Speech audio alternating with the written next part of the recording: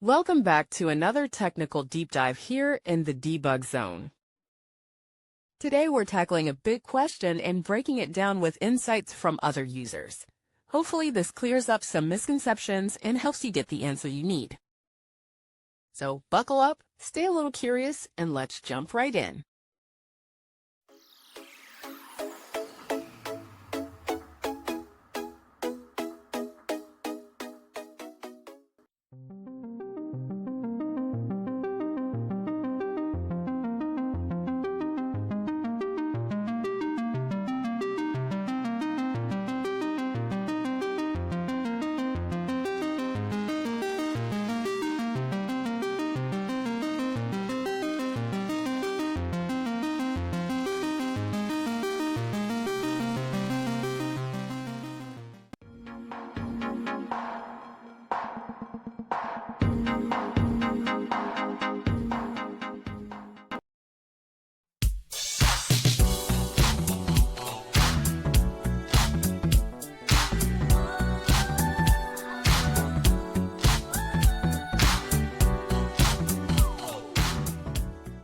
And that's a wrap.